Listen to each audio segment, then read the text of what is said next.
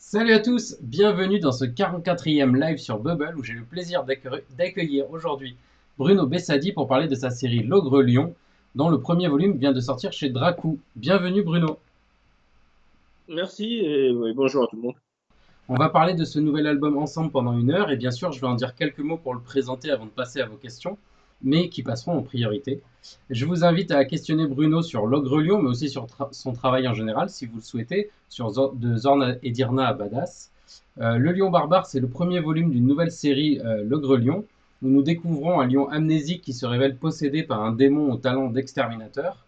Notre lion et son double vont tomber sur Wilt, un chevreau curieux qui va leur permettre de communiquer et relancer le roi des félins sur son passé mystérieux. On découvre un royaume divisé, aux complots multiples, aux domaines partagés entre carnivores et herbivores, ou même entre ceux d'une même famille, mais je n'en dis pas plus pour ne pas trop spoiler. Alors, je vais attaquer par une première question, Bruno, pour lancer la conversation. Je crois que c'est un projet de longue date. Est-ce que tu peux un peu nous raconter la genèse de cet univers? En fait, j'ai toujours aimé dessiner les animaux. Donc, du coup, il me fallait un prétexte pour pouvoir les dessiner. Et dans les années 90, il y avait un documentaire qui était passé là, à la télé, tout simplement, de National Geographic, où c'était l'histoire de trois lions, trois jeunes lions qu'on suivait. Et du coup, ça m'a donné un petit déclic là, de faire un truc avec des lions. Ouais. Et puis voilà quoi. Après, moi, je suis toujours fan de comics. Donc, du coup, c'est pour ça aussi que le lion, il a une double facette, un peu comme Hulk ou Dr. Jekyll et Mr. Hyde. Donc, ça aussi, ça fait partie des trucs qui me tenaient à cœur. Et puis voilà quoi. Et c'est vrai que c'est un truc que j'ai en tête depuis plus de 10 ans quoi. Et je crois que tu avais attaqué, alors, c'est pas je crois, mais même tu avais fait un Ulule en 2018. C'était un recueil de dessins, mais ce n'est pas exactement le même lion, en fait, finalement. D'où ça vient, en fait, ce Ulule et comment tu l'articules avec cette nouvelle série de BD? Alors, en fait, c'est marrant parce qu'en fait, je voulais faire cette BD. Mhm. Donc, on m'a aussi envoyé le scénario et des personnages. Et je l'ai envoyé que à Christophe Arleston, en fait. Ok. Donc, du coup, ça a été refusé. Et vu que j'étais un petit peu frustré et que je voulais aussi prendre en main le personnage, donc du coup, c'est pour ça que j'ai fait le Inktober. Le Inktober, c'est un challenge qu'il y a sur Instagram, surtout. C'est pour ça que j'ai fait ce Inktober avec ce personnage. Et vu que sur le Inktober, il y a eu un bon retour, Mhm. j'ai eu l'idée de faire le Ulule avec les illustrations. Et en fait, ce Ulule qui s'appelle le Lion Barbare, c'est le terrain d'entraînement en fait, graphique pour moi, pour cette BD, quoi. Et c'est pour ça que le tome 1 de l'Ogre Lion s'appelle le Lion Barbare. Bon, déjà, ça a du sens par rapport à l'histoire, parce que le terme barbare, c'est plus l'étranger c'est aussi l'étranger dans ma BD. Et Oui. c'est aussi un petit clin d'œil à la campagne Ulule et à tous les gens qui ont eu la gentillesse de me supporter. Et dans la campagne Ulule, donc tu avais développé un peu l'univers graphique, mais pas forcément l'histoire, c'est ça? Ouais, exactement. Ouais, ouais. Plus ou moins, parce qu'il y avait la première partie, c'était Linktober, où j'avais fait vraiment une référence et des fanarts au film Conan le Barbare de 82. Oui. Et la deuxième partie, c'était plus des recherches de personnages qui sont plus ou moins des figurants de la BD, quoi. Et donc après ce bon accueil, du coup, tu es reparti sur un dossier et là tu es revenu chez Dracou avec ton nouveau dossier? En fait, c'est Christophe Harrison qui m'a recontacté. Donc, au début, il trouvait l'histoire un petit peu sombre. Donc, du coup, peut-être que tout début de la boîte d'édition qu'il a lancée, il voulait peut-être des trucs vraiment comiques et il s'est peut-être rendu compte qu'avoir un truc un petit peu plus sombre, ça l'intéressait. En fait, je sais pas pourquoi il a refusé, pourquoi il a accepté. Mhm. Et comme je dis, c'est comme quand les impôts te remboursent, tu vois. Tu cherches pas à savoir pourquoi ils te remboursent. Tu prends l'argent, tu es content et puis voilà. Donc, quand il m'a dit que presque un an après qu'il voulait méditer, j'ai pas demandé à savoir et pourquoi tu médites. Je lui ai dit merci et j'étais bien content et puis voilà. Et du coup, on est sur donc de l'heroic fantasy, donc avec ses codes. Qu'est-ce qui t'attire particulièrement dans ce genre? Ben, je sais pas. En fait, c'est depuis que je suis vraiment gamin, j'ai toujours aimé. Le film Conan, je l'ai vu au cinéma quand j'avais 8 ans Oui.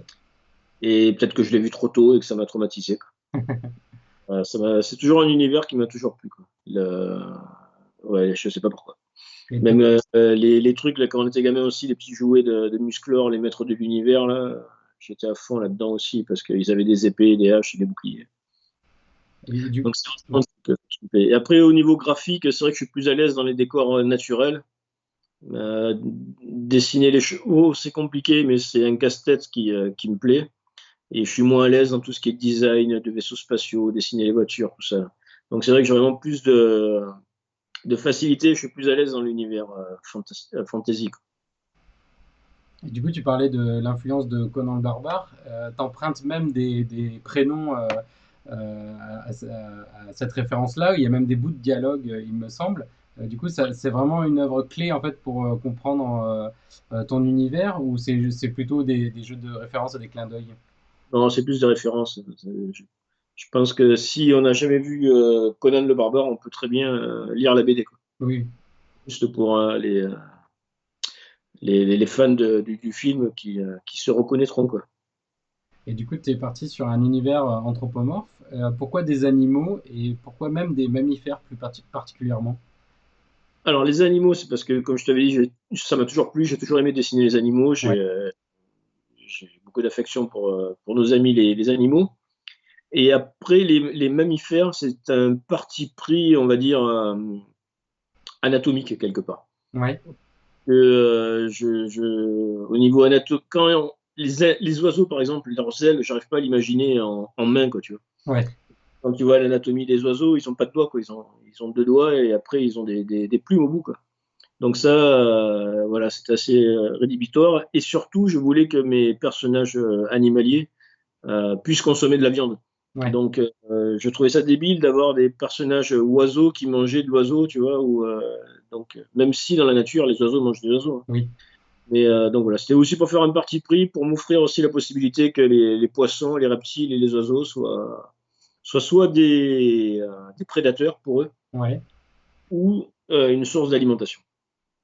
Et du coup, est-ce que tu as créé un bestiaire? Est-ce que tu as attribué des caractéristiques ou réparti certaines à des espèces ou des fonctions précises? Est-ce qu'avant, tu as fait un lore un peu comme ça? En fait, moi, dans ma BD, c'est vraiment classé par zone géographique, on va dire. Ouais. Un petit peu comme dans notre monde actuel, quoi. Donc, le tome 1 se passe on va dire, en Europe. Ouais. Donc, c'est pour ça que dans la BD, les figurants, c'est le premier lion qu'ils voient. Et d'ailleurs, ils le prennent pour un lynx parce que c'est le seul félin un peu costaud qu'on ait en Europe, quoi. Mhm. Et je viens d'avoir une notification Instagram de Bubble BD. Et, euh, donc, il y a déjà cette classification par géographique. Ouais. Donc, du coup, je me suis arrêté là. Et après, dans le scénario, il y a certaines tensions entre les carnivores et les herbivores.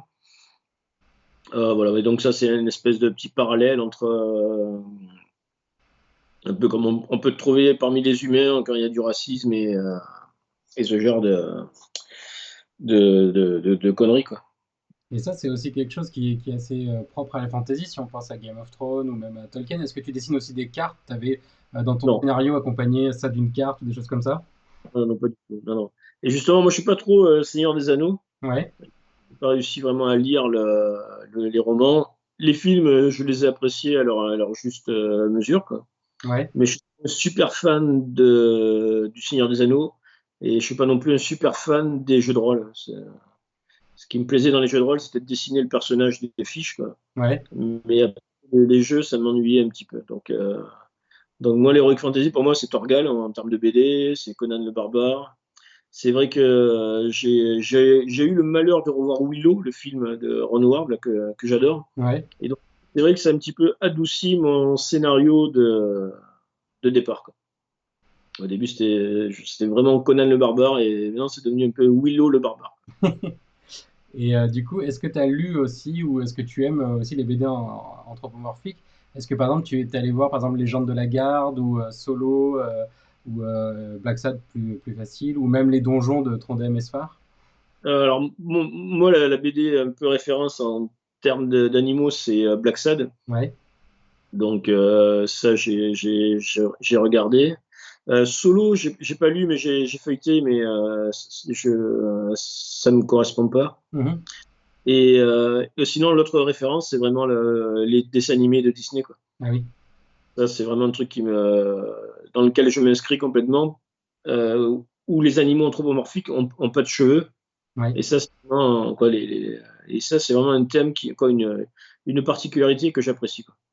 Parce que, ben, notamment dans Black Sad, c'est un peu ce que je reproche, c'est que les femmes ont des cheveux et les mâles ont pas de cheveux. Donc c'est vraiment très curieux, quoi, comme parti pris. Bon, après, c'est un parti pris qui se comprend, hein. C'est beaucoup plus facile de féminiser un animal en lui rajoutant des cheveux longs qu'en lui laissant la tête sans cheveux, quoi. Et du coup, en parlant de dessins animés, toi, tu as travaillé aussi dans l'animation, je crois. Tu avais bossé sur des dessins animés animaliers ou pas forcément? Non, pas du tout, non. Non, moi, j'ai bossé surtout dans la pré-production. J'ai pas fait d'animation pure. Et le dernier boulot que j'ai fait, c'était faire des turnarounds de tête de personnages. Et c'était le long métrage qui s'appelait La Nuit des Enfants Rois. Un long métrage en noir et blanc là, qui est sorti en 2009, je crois. Donc ça date un petit peu, quoi.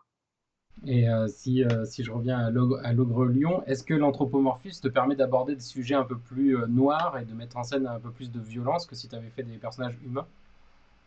Euh, oui, c'est un petit peu plus facile parce que c'est plus manichéen, quoi. Ouais. C'est-à-dire que un herbivore, c'est un herbivore, c'est facilement identifiable.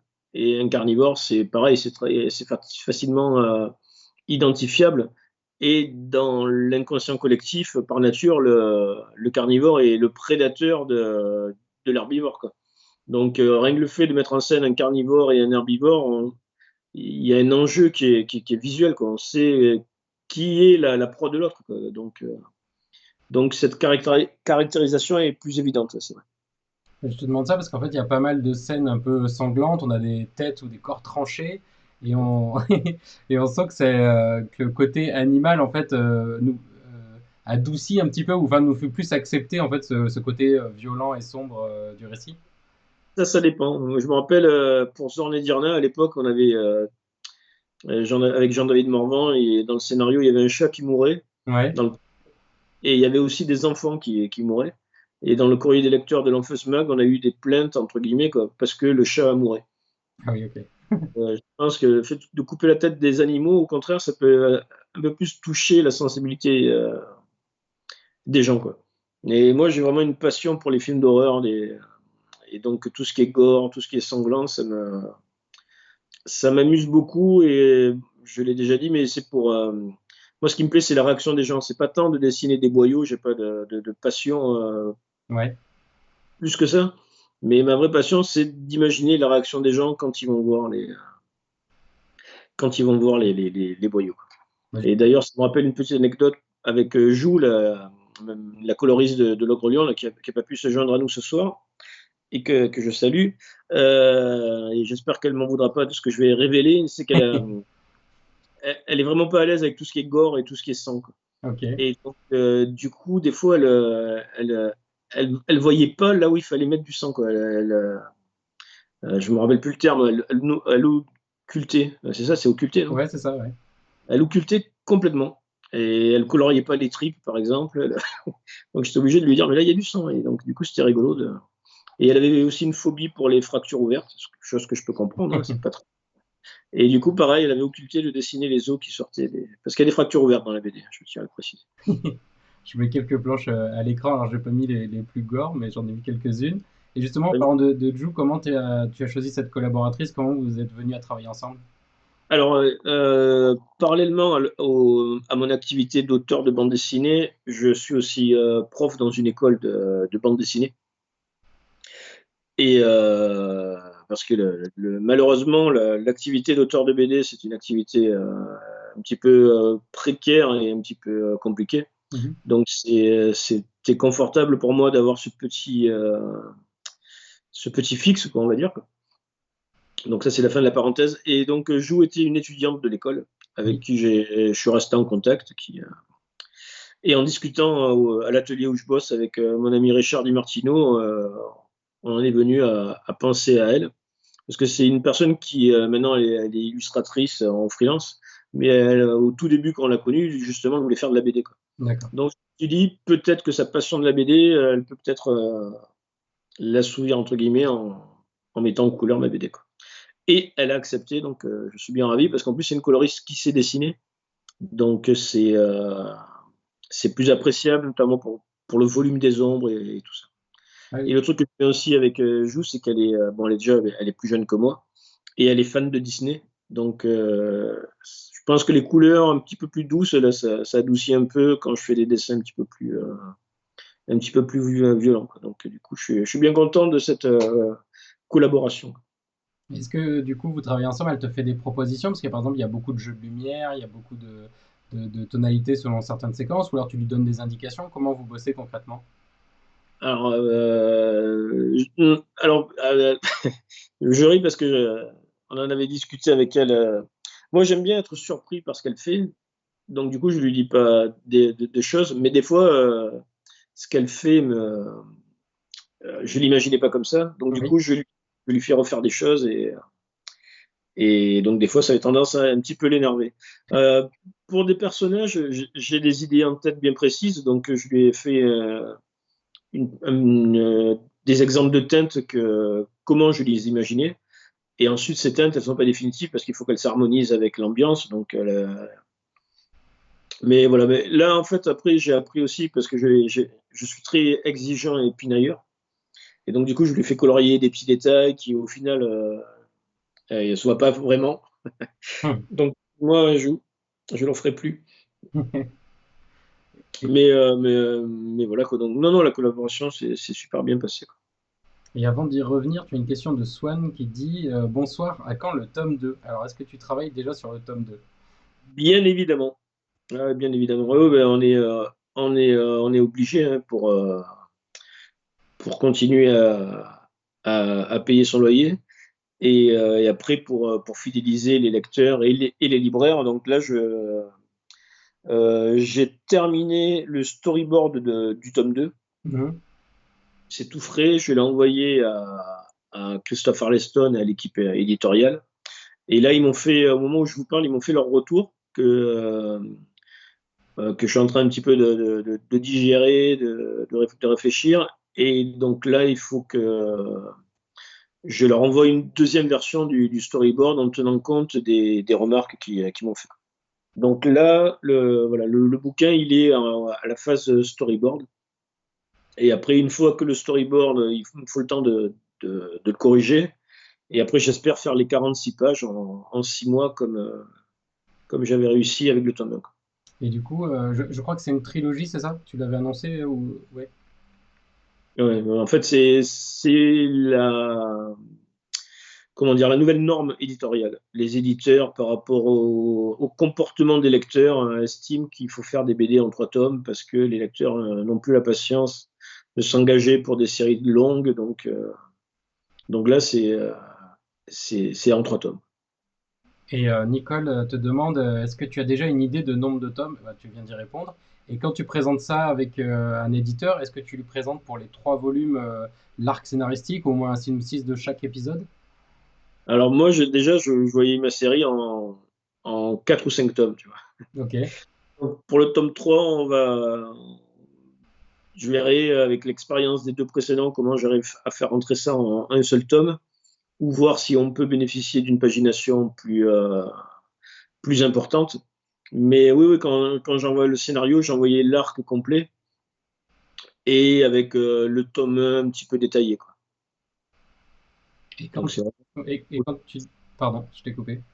Non, je bosse vraiment tome par tome, quoi.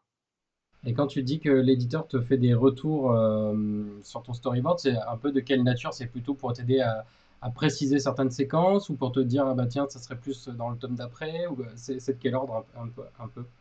Alors déjà, la première chose qui est intéressante quand j'envoie mon storyboard, c'est que vu que je suis avec les personnages depuis super longtemps, il y a des choses qui me paraissent complètement évidentes pour moi.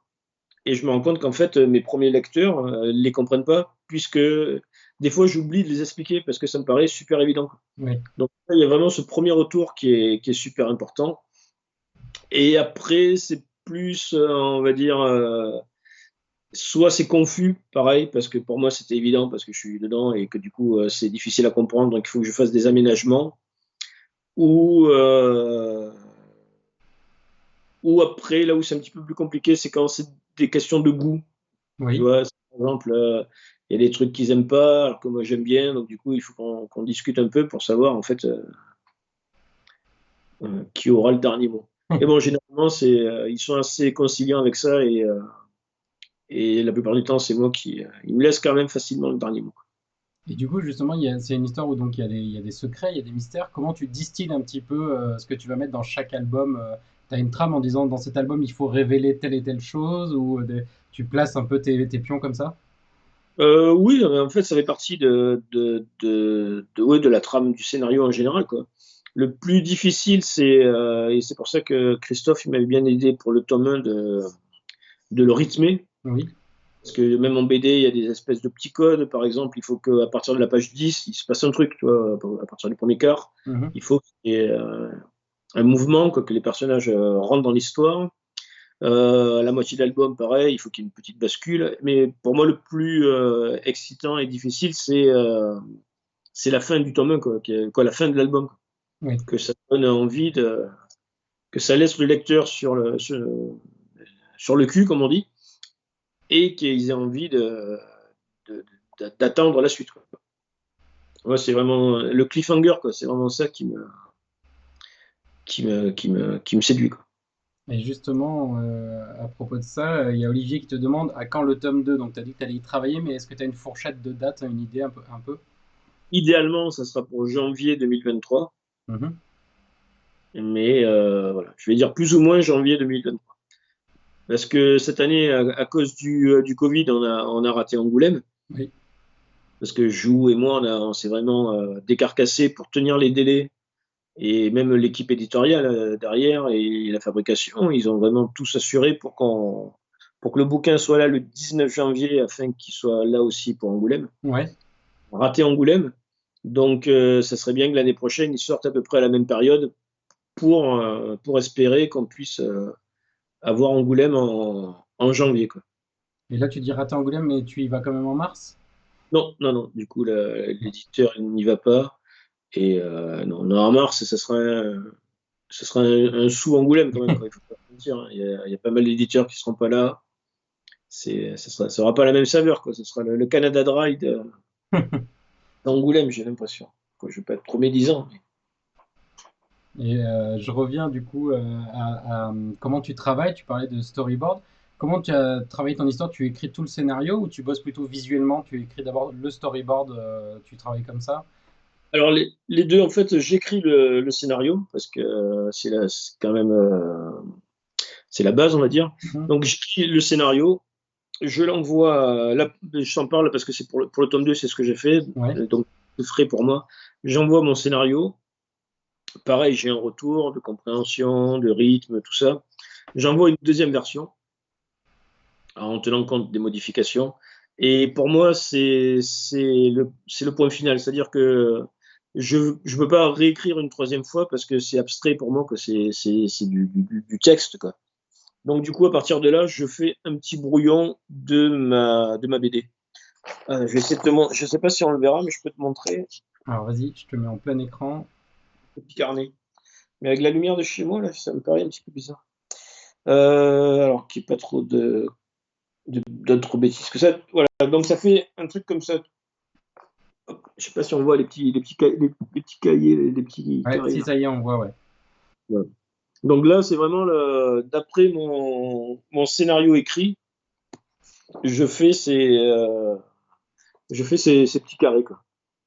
Et une fois que j'ai fait ces petits carrés, euh, je les scanne et je les agrandis et je les rends un petit peu plus lisibles.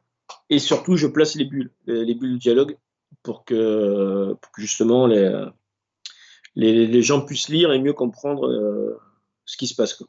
D'accord.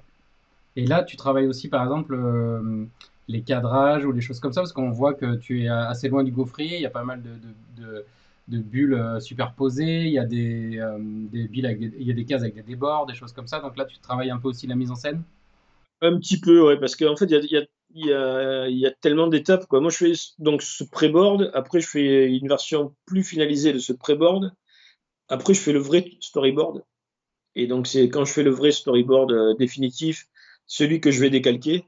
à la table lumineuse, c'est à ce moment-là où je réfléchis vraiment cadrage et composition, quoi. Mhm. Là, pour l'instant, c'est plus le storyboard dans le sens littéraire du mot si on le traduit en français, quoi.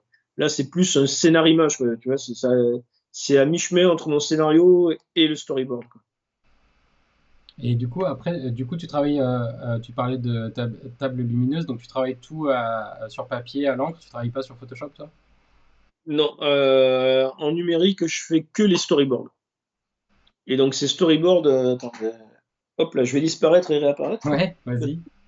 J'ai pas pensé, mais j'ai pas mes originaux, mais j'ai des photocopies et je peux vous montrer. Hop là, boum.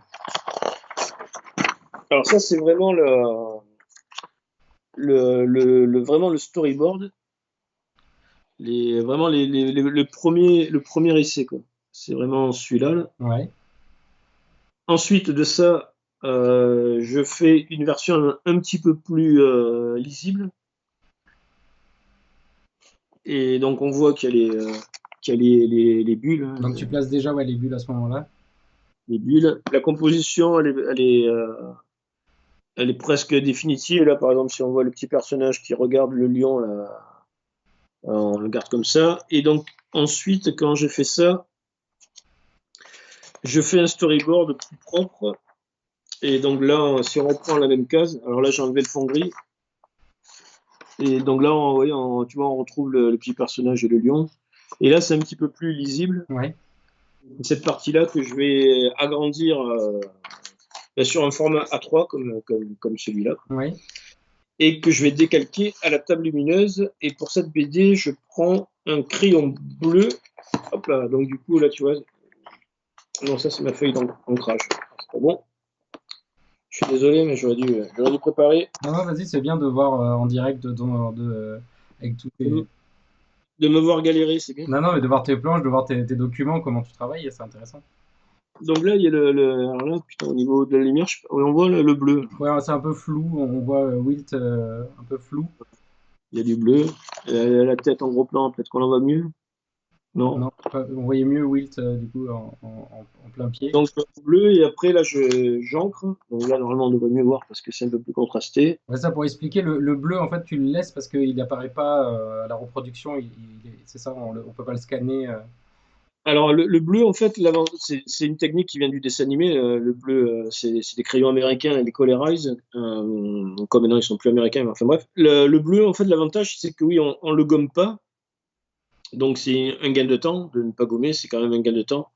Et surtout ça préserve le noir parce que des fois quand tu gommes ton ancrage il peut un petit peu s'atténuer Ah oui. selon la qualité du papier et des fois c'est un petit peu plus compliqué. Et puis voilà, et après, donc, quand tu scannes de manière numérique, après, il faut faire quand même des petits réglages pour nettoyer la page. Ça consiste un petit peu à gommer si tu veux, mais tu gommes de manière numérique, quoi. Ok.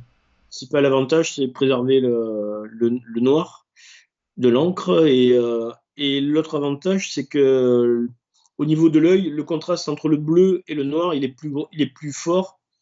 Et je trouve que c'est plus confortable.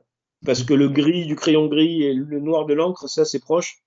Et du coup, c'est l'une des qualités, en tout cas pour moi, que j'ai découverte. C'est ce contraste qui est vraiment plus confortable pour le boulot, quoi. Parce que c'est la première fois que je bosse, comme je dis, au gris, quoi, au bleu, quoi. Ah C'est oui, vraiment la c'est la première fois pour les autres albums, t'avais pas bossé comme ça? Non, non, un petit peu le Tom Hanks Zorn mais ça m'avait pas trop plu. Et après, tous les autres, c'était vraiment au crayon gris, quoi. Et justement, en parlant de Zorn et Dirna, Louis, qui a bien aimé, te demande comment tu analyses l'engouement pour l'anthropomorphisme en ce moment. Parce que c'est vrai qu'il y en a beaucoup. Est-ce que, on en a un petit peu parlé au tout début de ceux que tu avais connus ou appréciés, mais comment tu le vois un peu, cette nouvelle vague anthropomorphique en BD? J'ai aucun avis sur la question. Je suis désolé. Mon seul souvenir, c'est que moi, à l'époque, quand j'ai terminé Zorn et Dirna, et quand c'était fini, je suis allé voir mon éditeur de l'époque, chez Soleil, Mourad, et je lui ai parlé de ce projet, quoi. Je lui ai dit, j'aimerais bien faire une BD anthropomorphique d'Heroic Fantasy. Et il m'a dit, texto, l'anthropomorphisme, ça marche pas. Voilà. Ok, à l'époque, à l'époque, on avait cette vision. La même année, il y a Black Sat qui est sorti. Ouais, c'est ça. Donc, du coup, ça prouvait que ça marche. Mais après, je sais pas, j'ai pas d'idée sur les courants. Même en BD, là, je sais pas pourquoi, soudain, il va y avoir un engouement pour les BD de pirates, pour les westerns. Je sais pas. Je sais pas du tout d'où ça vient. Est-ce que c'est les végans qui achètent les BD anthropomorphiques? Je sais pas. Bon, en tout cas, ils ont trouvé un personnage qui les défend. Est-ce que Olivier te demande, est-ce que c'est le début d'une grande saga? Alors, tu parlais de 3 tomes, mais est-ce que ça pourrait se développer au-delà si ça marche bien? Oui, oui, mais oh oui, après, le fait de faire des 3 tomes, ça permet de faire des cycles de 3 tomes, quoi. Donc, oui, pourquoi pas, quoi. Après, j'ai pas non plus envie de tirer sur la corde jusqu'à diluer l'essence même, quoi. Mais oui, oui, bien sûr. Et si je reviens à ce qu'on disait sur comment tu travailles, une fois que tu es passé aux planches, tu fais toutes les planches de l'album d'un bloc et après tu passes à Jou pour la couleur ou tu travailles par bloc de séquence et tu lui envoies et vous travaillez comme ça en ping-pong. Alors, encore une fois, c'est dicté par, c'est bas ce que je vais dire, mais c'est dicté par l'argent. D'accord. Dans la mesure où l'éditeur nous prête de l'argent, ce qu'on appelle les avances sur droit, et cet argent, il nous le prête à hauteur de livraison de 5 pages. Ok. Donc voilà, toutes les 5 pages, on est payé. 5 pages minimum, hein, donc des fois ça m'arrive d'en livrer plus, ou donc jamais moins. Et idéalement, la coloriste travaille en concert, mais mettre en couleur va plus vite que dessiner, heureusement. Et généralement, les coloristes, ils attendent qu'on soit à la moitié de l'album pour attaquer les couleurs, quoi. D'accord. Et après, c'est vrai que c'est bien qu'il n'y ait pas trop de décalage parce que, entre-temps, on a oublié ce qu'on avait dessiné dans le tome 1, dans les premières pages. Les petits détails qui nous tenaient à cœur, on a oublié tout ça, là. Donc, du coup, c'est bien que le décalage soit pas trop long, quoi. Et du coup, tu parles d'être payé toutes les 5 planches. D'habitude, on parle plutôt d'avance. On signe pour une avance pour tout l'album. Là, donc c'est vraiment à la livraison de chaque planche que vous êtes payé. Est-ce que c'est quelque chose qui est standard ou c'est spécifique à un éditeur? Non, non, moi, dans tous les précédents éditeurs avec qui j'ai bossé, c'était toujours pareil, quoi. Ok. Chez Delcourt, Glénat, ils nous annoncent le budget global, et après, les avances sur droit sont payées toutes les 5 pages minimum. Parce que j'imagine qu'il y a eu un petit peu trop d'abus, quoi. Ah oui, d'accord. C'est pour éviter que ça soit Vraiment trop payé d'abus, trop d'avance et que les pages n'arrivent pas. C'est ça que tu veux dire? exactement. Si on a la carotte, après, on n'avance plus, quoi. Et d'ailleurs, comment ça s'organise en fait quand tu proposes l'album? Il te propose une date de sortie ou c'est toi qui dis bah, je pourrais finir à peu près à cette date? Comment vous organisez ça? Bah, c'est un petit peu comme, oui, ça se passe comme ça, quoi. Là, au tout début, on ne devait pas sortir pour janvier, on devait sortir un petit peu plus tard. Et je pense que vu que je vais avancer assez rapidement, ils m'ont proposé janvier. Mais, mais je sais qu'il y a eu j'ai eu une petite sueur froide parce que on m'a enlevé 3 mois de mon espérance que j'avais sur mon délai, quoi. Oui. Et du coup, après, si j'avais pas réussi à tenir les délais, bien entendu, j'en aurais discuté avec eux et on aurait déplacé l'album, hein. Vaut mieux un album bien foutu qui sort en retard qu'un album bâclé qui sort à l'heure, quoi. Ouais, bien sûr. Non, mais du coup, je me Mais demandais comment ça s'organisait pour fixer la date du coup de sortie. ouais, bah, ça se fixe par rapport. Là, la date, elle s'est fixée surtout par rapport à Angoulême. D'accord. On a dit, ça serait bien que tu sortes. Au début, on devait sortir le 12 janvier, mais on a quand même eu un petit peu de retard et on est sorti le 19. Et en plus, quand on a fini l'album, on avait un petit peu aussi le stress de la pénurie du papier. Ouais. Donc, je sais pas trop où on en est maintenant, mais à l'époque, si on ratait le créneau du 19 janvier, par exemple, on n'avait aucun autre créneau possible parce qu'il n'y avait pas de papier, quoi. Ah oui, d'accord. Ma boule de papier aurait été attribuée à notre auteur et on ne pouvait pas me dire quand c'est que je n'aurais eu une nouvelle, quoi. Oui, C'était un oui, petit oui. peu stressant, quoi. Ah, c'est vrai que ça va un peu modifier la donne dans les sorties. Il va falloir que ce soit un peu plus calibré, c'est ça? Oui, il y aura moins de flexibilité au niveau des dates, quoi. Si tu rates ta date et que ta bobine de papier part par ailleurs, ben, tu es obligé d'attendre la prochaine. Ouais. Et du coup, est-ce que tu peux nous dire comment tu travailles? C'est quoi une journée type sur cet album un peu comment tu t'organises sur ce projet? Alors, ce que j'aime bien faire, en fait, c'est de faire au moins une petite séquence de 5 pages en storyboard. Ouais, Généralement, je fais ça la première semaine du mois. Donc, le temps de la faire, le temps de l'envoyer, le temps d'avoir un retour de mon éditeur. Et après, les 3 autres semaines, je les passe à dessiner les pages, quoi. Donc, j'imprime mon storyboard en A3, je le décalque à la table lumineuse au crayon bleu ouais. et après, je l'encre. Et moi, je bosse donc dans un atelier à Marseille qui s'appelle les Armes Ateliers. C'est un lieu qui existe depuis plus de 20 ans. Et donc, je travaille à l'atelier. Et avant de Ouais. poser des questions sur les armes ateliers, il y a Guillaume qui te demande est-ce qu'il y a une scène ou une planche qui t'a donné du fil à retordre et il cite en exemple la scène de l'auberge. Ah, oui, c'est vrai que ça, c'est pas très. C'était un petit peu pénible dans le sens où c'est un décor clos avec une géographie, on va dire, des dispositions des tables et tout, dont il faut tenir compte. Donc, du coup, c'est vrai que c'est un peu plus compliqué, quoi, de gérer ce genre de séquence, quoi, c'est sûr. Et du coup, est-ce qu'il y a, à contrario, une scène que tu as aimé faire plus qu'une autre, une que tu as particulièrement aimée? Tout ce qui se passe dans la forêt, Ouais. même la séquence où on découvre les petites souris et tout ça, là, tout ça, c'était super, super cool à faire, quoi, parce que c'est des décors naturels, les arbres, on a plus de liberté, quoi. Parce que quand tu fais de l'architecture, la fenêtre, il faut qu'elle soit au deuxième étage tout le temps, quoi, tu vois, et au même niveau, donc c'est un petit peu plus compliqué, quoi. Et justement, là, j'affiche les souris à l'écran. Est-ce que tu parlais aussi du documentaire avec les lions que tu avais vu? Est-ce que tu fais beaucoup de carnets de croquis d'animaux? J'ai vu aussi que tu avais une date de dédicace dans un zoo. Est-ce que c'est quelque chose qui t'intéresse de faire d'après nature pour t'entraîner? Ah oui, ah oui, bien sûr, oui, oui, alors je fais pas des longues séquences mais j'aime bien étudier, quoi. En plus, moi, je me rends compte que j'ai commencé la BD à l'époque où Internet existait à peine, quoi. Et chaque fois qu'on devait dessiner un animal, il fallait qu'on trouve le bouquin, quoi, qui correspondait, quoi. Ouais, Moi, je me souviens, pour le tome 4 de Jean les j'ai acheté un bouquin sur les vautours, parce qu'il y a un vautour sur une page, quoi. Et là, avec Internet, je me régale, ouais. on a accès à tout, quoi. On peut même faire des gros plans, on peut avoir des détails sur les museaux, les truffes, les dents. C'est vraiment super. C'est vraiment génial, quoi. Moi, je suis vraiment hyper heureux de ça, quoi. Et comme je te disais, moi, j'ai beaucoup eu de fascination à dessiner les animaux. J'adore encore une fois les animaux. Et ce festival dont tu faisais référence à Mulhouse en juin, je suis extrêmement heureux d'y aller, quoi. Je suis hyper impatient. Parce qu'en plus, on aura accès à l'envers du décor, quoi, avec l'équipe soignante et Ouais. tout ça.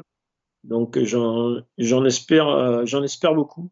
Alors malheureusement, j'y suis déjà allé dans ce zoo avec Julien Motler, que je salue.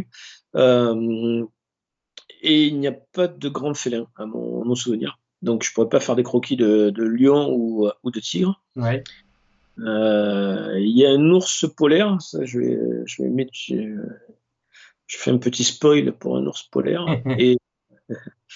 Et voilà, et après il y aura des petits animaux, des petits singes, là, il n'y aura pas de gorille, pas de chimpanzé. Mais j'ai vraiment hâte. En plus, c'est un festival vraiment particulier qui invite que des auteurs qui ont un rapport avec les animaux, quoi. Ouais. Et du coup, ça sera rigolo. De mémoire, je crois qu'il y a Dave qui sera là aussi. Ouais. Et après, j'ai pas l'autre. Et ils font des trucs pour les animaux là, et on peut, si on veut, faire des illustrations qui seront après vendues pour aider des animaux menacés. Voilà. Donc cette année, l'animal, c'est le vautour. Ouais. Ah bah du coup. Donc je vais ressortir mon livre Ouais. et puis voilà. Ouais, non, c'est vraiment sympa. Ouais, J'ai c'est hâte top, d'y aller. on suivra ça sur les réseaux, ça a l'air chouette. Je pense qu'ils posteront des choses aussi. Ouais, j'espère. Après, c'est un zoo intelligent, quoi. Ils sont énormément dans la réintroduction d'espèces, tout ça, quoi. Donc Donc voilà, quoi. Après, c'est vrai que les zoos, parce qu'on va pas lancer le débat, est-ce que c'est bien, est-ce que c'est pas bien, mais bon, celui-ci, il a l'air d'être assez respectueux et conscient de tout. Ouais, du coup, il travaille autour de ces thèmes-là. Donc, c'est Guillaume demandait où c'était, c'est à Mulhouse, je crois. C'est le zoo de Mulhouse. Ouais, Et c'est le 12 et 13 juin. parfait. Et Laurent te demande, il revient sur la discussion qu'on avait sur les coulisses de l'édition. Est-ce que tu es plus payé en tant que scénariste ou dessinateur? Mais je crois qu'en fait, vous le négociez, ça, c'est ça, c'est une négociation. Alors, vu que le scénariste va plus vite pour faire un tome qu'un dessinateur, Oui, le dessinateur touche plus d'argent en avance sur droit. Et généralement, c'est un tiers, deux tiers. Donc, si le dessinateur a 200 euros la page, le scénariste va avoir 100 euros, quoi. Et par contre, en ce qui concerne les droits d'auteur, c'est réparti de manière équitable. On a tous les deux 50% de 8%. ouais. Alors 8%, c'est vraiment le palier généralisé. Là, chez Bambou et Dracou, on est à 12%. C'est un petit peu la révolution là, qu'ils ont fait. Et depuis cette révolution, j'ai l'impression que les éditeurs, ils augmentent un peu le palier et et tout le monde est à 10%, mais voilà. Mais oui, le dessinateur touche plus en avance sur moi. Oui, c'est ça. Et maintenant que toi, tu es auteur complet, donc là, il n'y a pas cette négociation, mais tu as fait beaucoup de collaborations avant l'Ogre Lyon. Du coup, tu as eu beaucoup de ces expériences-là, en fait. Oui, mais c'était ça, ouais, c'était la négociation, c'était un tiers, deux tiers, et après tout est négociable en fonction aussi de la notoriété du scénariste avec qui tu bosses et tout ça, quoi. Il y a, c'est une activité où il n'y a pas il y a rien qui est établi, quoi. Il y a Oui, pas de, tout le monde est payé, euh, chacun est payé pareil, quoi. ouais, ouais. Une espèce de secret, Ouais, c'est un peu l'omerta, mais c'est pour ça que tu me mentionnes, c'est vrai que Bambou, ils avaient annoncé 12%, et c'est vrai que ils avaient remonté un peu les standards, et finalement, ça a fait du bien à toute la profession de, carrément. ouais, de faire ça, quoi. Bah oui, surtout quand tu vois qu'avec le confinement, les ventes de livres ont explosé, que les éditeurs gagnaient énormément d'argent, quoi. Mhm. Et qu'il n'y a pas de redistribution, c'est c'est très inquiétant, quoi. Et d'ailleurs, en parlant des droits, toi, tu as des BD qui ont été adaptés à l'étranger. Est-ce que là aussi, c'est intéressant au niveau financier, ou c'est juste plutôt pour la notoriété, c'est bien de voir Badass, par exemple, publié aux États-Unis, ou est-ce qu'aussi financièrement, c'est intéressant? Non, c'est absolument pas intéressant parce que c'est des tout petits tirages déjà. Mhm. Pour que ce soit intéressant, il faudrait que ce soit des tirages énormes, tu vois. Donc c'est des tout petits tirages et ça rentre selon les contrats dans le remboursement.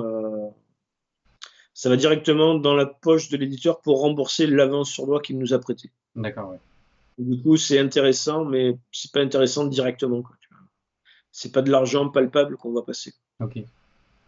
Et comme je te disais, nous, on avait été édité Zorn en Suède. Ouais. Euh, le tirage, la Suède, c'est un pays, un tout petit pays de lecteurs, quoi. Donc, le tirage, je sais pas combien il était, mais si c'était 2000 exemplaires, c'est le bout du monde, quoi. Mhm. Ah oui, Alors ok. qu'en France, une BD qui est vendue à 2000 exemplaires, c'est un échec commercial, quoi, tu vois. Donc alors, c'est juste que ça fait hyper plaisir, quoi. Moi, quand Badass a été édité aux États-Unis, j'étais hyper heureux, quoi. C'était vraiment super, quoi. Mhm. Ouais, c'est vraiment super, quoi. Et quand Jean Desjardins est sorti en suédois aussi, c'est génial de voir les bulles, parce que quand les pays ont des alphabets différents, c'est encore plus rigolo d'essayer de relire ces BD, quoi. Ouais, c'est ça. Et est-ce qu'on vous consulte en tant qu'auteur aussi sur la traduction, sur des intentions, sur des choses comme ça? Absolument pas. Alors même pour Badass, je revenais d'Angoulême, j'étais dans un train et je croise, je me rappelle plus son prénom, j'espère qu'il m'en voudra pas. Je croise un traducteur de BD. Ouais. Je m'assois à côté, on se connaît un petit peu, il bossait dans Comic Box à l'époque. Et il me dit, eh ben, félicitations, je travaille sur la traduction de Badass. Et je lui dis, mais de quoi tu me parles de quoi? Il me dit, bah oui, ça c'était signé chez Dynamite à l'époque, là. Mhm. Lui, c'est le traducteur qui m'a annoncé que la BD Ah oui, était. d'accord. Donc on en est là, non, non, les mecs, ils vont pas te demander la traduction, tout ça. Ok. Et Guillaume te demande aussi, est-ce que tu as parfois envie de tenter des ambiances dark avec des noirs profonds à la Mike Mignola? Alors là, dans l'Ogre Lion, j'en ai mis un petit peu plus que d'habitude. Et je vais essayer de continuer comme ça, quoi, dans le tome 2 pour les scènes de nuit, en rajouter un petit peu plus. Et après, non, des scènes à la Mike Mignola, Mike Mignola, alors je suis un vrai fan de Mike Mignola, mais il a un dessin très synthétique et ça marche bien parce que justement, il joue avec des immenses aplats de noir comme ça. Ouais. J'ai un dessin plus détaillé, comme j'aime bien dessiner les ongles et les petits poils. Donc, du coup, ça ne marcherait pas le noir. Et après, j'ai pas non plus la capacité à faire ça, quoi. C'est vraiment mettre du noir autant comme ça. Là, c'est un vrai savoir-faire et je n'ai pas encore le niveau pour tout ça. Et du coup, bah, on parle de Mignola, mais ça me fait penser aussi sur l'histoire. Il y a un démon qui possède le héros. Il y a aussi une secte qui a un rôle important. Justement, c'est quoi ces inspirations pour ces parties-là en fait du scénario? Alors, le démon, c'est vraiment le côté super-héros, quoi. Comme je le disais au début, c'est Bruce Banner qui se transforme en Hulk, quoi. Moi, je voulais. Et après, la secte, la première référence qui me vient à l'esprit, c'est Tulsa Doom, c'est Conan le Barbare encore, hein. Ouais. C'est les adorateurs de Tulsa Doom, quoi. Et voilà, et après, ça me permettait aussi de faire un petit pic à tous les intégristes religieux, quoi. Puis voilà, quoi. Et avant de passer à ma prochaine question, je fais un point sur le temps. Il est 18h50. Ah, déjà? N'hésitez Oh, pas à poser. punaise. Pardon? J'ai dit, oh, pinaise, ça passe vite. Ça passe Alors, super vite à chaque fois. Même une heure, je moi, trouve que c'est toujours trop court. Et du coup, je voulais dire, donc si vous avez des questions, n'hésitez pas à les poser maintenant, comme il y a un petit décalage, ça sera maintenant si vous voulez que je les pose à l'écran pour pas vous louper. Donc n'hésitez pas. Et ma prochaine question, c'est tout à l'heure, tu as mentionné le Zarm Atelier où tu travailles à Marseille. Tu es un des cofondateurs de l'atelier. Pourquoi tu as monté cette structure-là? C'est quoi sa place dans un parcours d'auteur? sa place dans un parcours d'auteur. Alors, en fait, moi, j'ai vraiment commencé la BD, à vouloir faire de la BD avec Richard Di Martino, Ouais. aussi de la BD, hein. Et donc, dans ce parcours-là de jeune auteur, on a rencontré Jean-David Morvan, les Twins et Kevin Hérault lorsqu'on a fait notre premier Angoulême en 95. Et eux, à Reims, ils avaient un atelier de BD, quoi, qui s'appelle le 510 TTC. Et lors d'un pèlerinage à Bruxelles, avec Richard, on s'est arrêté à Reims et on a découvert l'atelier. Mhm. Et on a eu le déclic de vouloir faire pareil, quoi. Parce que c'est vraiment. Pour nous, c'était vraiment la vision de faire de la BD, quoi. Parce que rester dans son coin, bah, il y a beaucoup d'auteurs qui bossent comme ça, hein, et je les respecte, bien entendu. Mais moi, je préfère bosser avec du monde autour, quoi. Mhm. Et donc voilà, quoi. Donc le déclic, c'était vraiment le 510 TTC. Ouais. Et après, voilà, c'était l'envie avec Richard de bosser dans un lieu avec d'autres auteurs. En plus, on venait du dessin animé, Richard et moi, où pareil, on bossait avec d'autres dessinateurs en même temps dans un même lieu. Et c'était cette énergie qu'on voulait garder, quoi. Ouais. Et est-ce que du coup aussi, entre auteurs, le fait d'être dans un atelier, ça vous aide parce que tu peux montrer des planches, dire tiens, là je suis sur un nœud. Est-ce qu'il y a ce genre d'émulation là aussi ou pas forcément? Tout à fait, tout à fait. Alors au tout début, la première émulation, c'est exactement ça, quoi, d'avoir des petits déblocages quand on galère un petit peu sur un dessin. Et au tout début, encore une fois, il n'y avait pas Internet. Et ça nous permettait d'avoir une espèce de retour sur tous les autres éditeurs, quoi. Ouais. Par exemple, quand il y en avait un qui allait signer à l'époque chez Vent d'Ouest, et que le mec de Vent d'Ouest lui disait je te donne 300 € la page, mais tu le dis à personne parce que c'est le maximum, et que l'autre revenait de je sais pas quel éditeur et qui touchait 400 €, tu vois. Donc du coup, ça nous permettait Ouais. de jauger ce qui se faisait et ce qui se faisait pas, quoi. Et même en termes de contrat, on n'avait pas les mêmes contrats, donc il y avait déjà ça qui était super intéressant au point de vue professionnel. Et après, quand on nous appelle, par exemple, pour un autre boulot à côté, faire des illustrations, un truc, et qu'on peut pas, ben, on passe le téléphone aux copains et on s'échange le boulot comme ça, quoi. Donc c'est l'autre intérêt de bosser en atelier, quoi. Et est-ce que du coup, je sais qu'à l'atelier justement à 510, ils le font, est-ce qu'il y a aussi des stagiaires? Est-ce que toi, tu as des jeunes que tu formes ou qui t'aident à certaines parties ou des choses comme ça? Alors, qui m'aide, non, Ouais, parce que ah oui, quoique oui, bah, ils peuvent m'aider, si par exemple, Joue qui me fait les couleurs, elle m'aide quelque part, tu vois? oui, Mais au niveau du dessin, non, ils peuvent pas m'aider, déjà parce que le dessin, c'est un truc, c'est personnel, quoi, et du coup, ça me plaît, je veux pas le faire faire par quelqu'un d'autre, quoi. oui, Et le seul truc qui pourrait m'aider, ça serait de les faire, scanner mes planches, mais j'aimerais pas me mettre dans cette position du mec qui dit à quelqu'un: «Travaille pour moi», comme ça me plaît pas. ouais, Donc oui, on prend des stagiaires, mais en fait, on leur fait faire, ils bossent pour eux, quoi. Voilà. ouais. On va dire, très gentiment, au niveau professionnel, ils nous apportent rien et c'est nous qui leur donnons de notre temps, à chaque fois qu'on s'arrête de bosser pour leur donner des conseils et je trouve que c'est très bien comme ça, quoi. Moi, c'est une relation que j'aime bien, quoi, et c'est vrai que là, des stagiaires, du coup, j'en prends, régulièrement. Je prends des stagiaires de mon école Mhm. et quoi de mon école? De l'école où j'enseigne. Et je prends aussi des troisièmes aussi, là, pour une semaine. Donc ça, c'est rigolo aussi.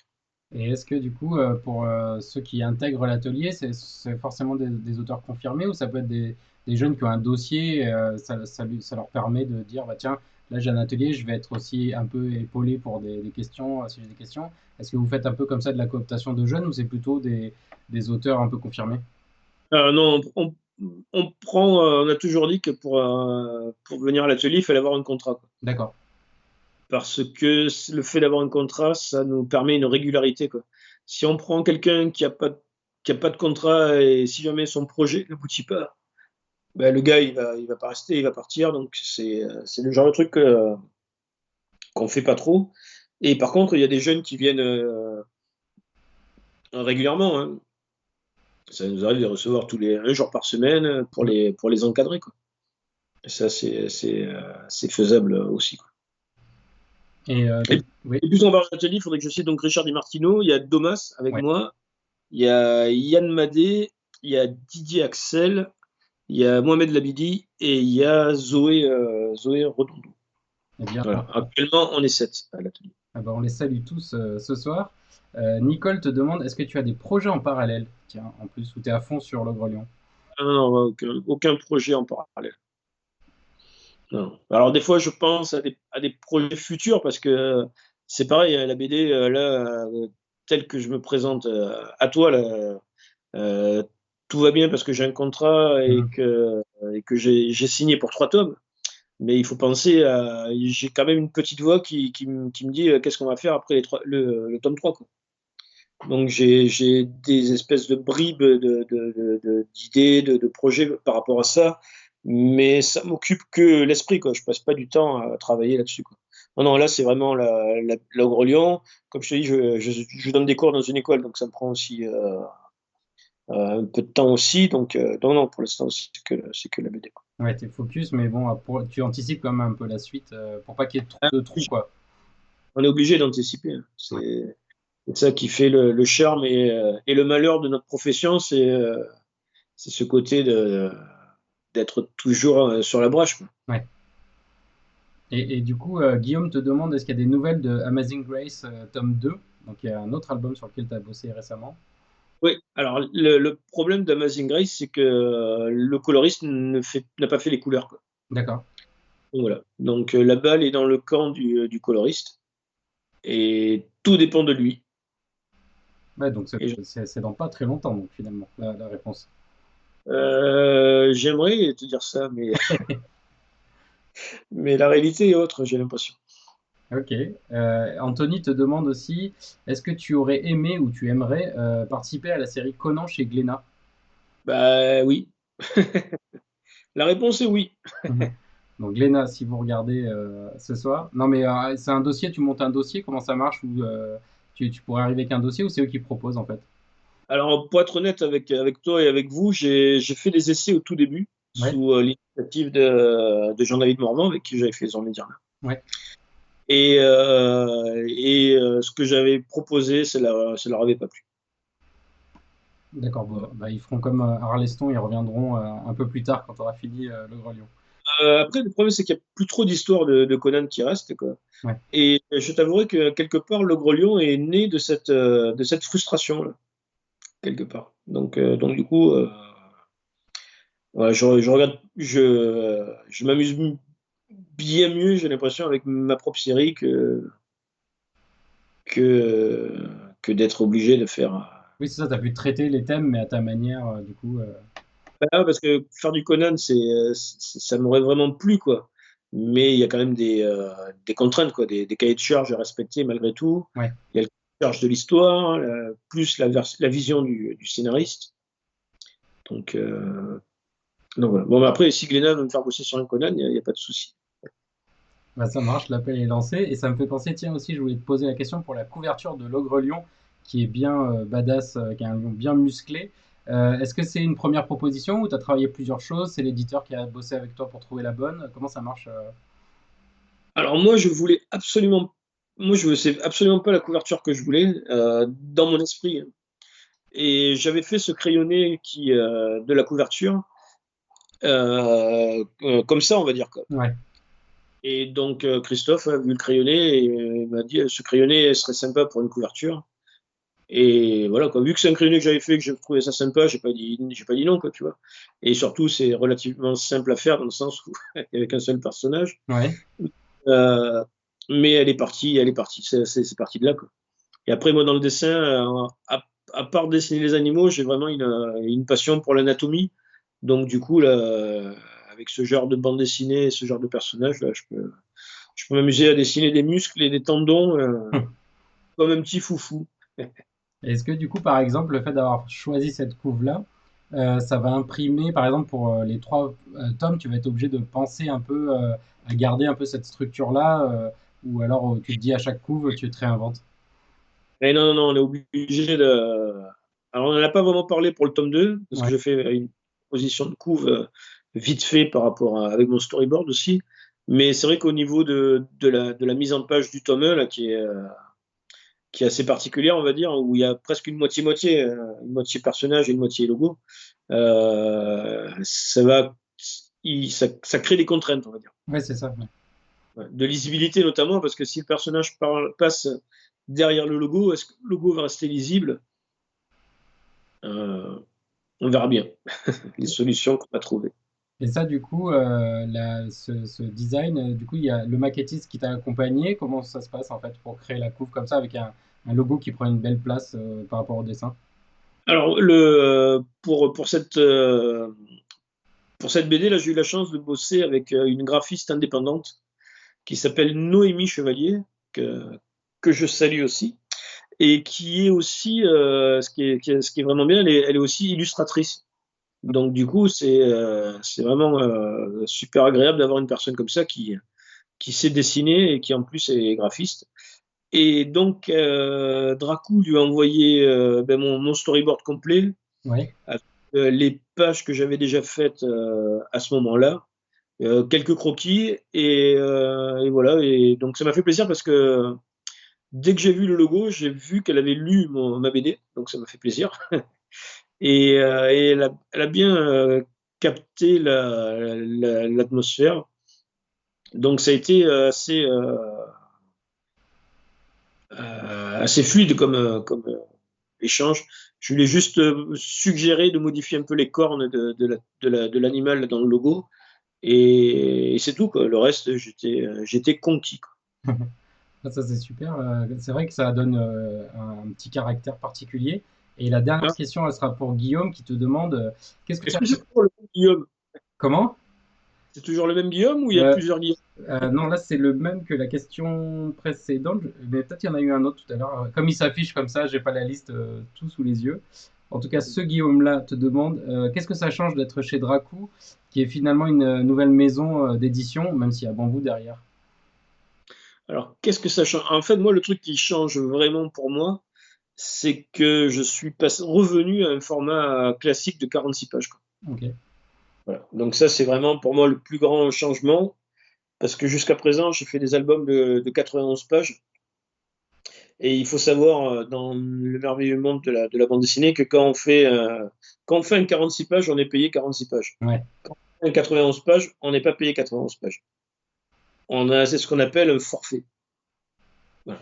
Donc, dans l'absolu, ce que ça a changé, c'est vraiment un confort de travail, quoi. Parce que je suis payé pour 46 pages et j'en fais 46, alors qu'avant, j'étais payé 46 pages et j'en faisais 91, quoi. Ok. Donc le principal changement, il est là. Et l'autre changement, c'est que c'est une boîte d'édition récente. Mhm. Et du coup, ben, ils savent qui je suis, ils connaissent mon album. Et ça, c'est aussi super agréable, quoi. C'est pas comme quand tu es dans une boîte avec beaucoup d'ancienneté où, euh, où les mecs, ils s'en foutent, quoi. Tu vois, chez Glénat, Jacques Glénat, je pense pas qu'il sache qui je suis. Le numéro 2 de Glénat, je pense pas non plus qu'il sache qui je suis, quoi. Alors que chez Dracou, tout le monde sait qui je suis. Et donc, du coup, c'est agréable de bosser avec des gens qui te connaissent, quoi. Ouais, ouais. Ouais, et puis Donc, c'est qui te ça. défendent, du coup, qui te défendent bien, quoi. Oui, carrément. Et c'est ça qui change aussi. Eh ben, écoute, bah, je crois qu'on va se quitter sur une bonne conclusion comme ça. Je te dis un grand merci, Bruno. Eh ben, écoute, merci à toi. C'était cool. J'ai pas vu le temps passer. Donc j'espère que les spectateurs auront la même sensation, quoi. Bah ouais, pareil. Bah merci à tous d'ailleurs pour vos questions et vos messages sympas. Il y a eu aussi des commentaires très sympas. Si vous avez manqué le début du live, il y a un replay, bien sûr, comme tous les lives, vous pouvez voir depuis le début. Si vous voulez en savoir plus sur l'Ogre Lion, il y a un coup de cœur sur Bubble avec des extraits, donc vous pouvez en savoir un peu plus sur l'histoire et sur cet album en particulier. Et si vous aimez les lives, bah, je vous donne rendez-vous mercredi 2 mars avec Johan Cavage et plein d'invités surprises pour la sortie de Moundir en librairie. Et je vous dis à tous une bonne soirée. Salut, au revoir à tous et merci. Salut, merci beaucoup. Salut Thomas, bye bye.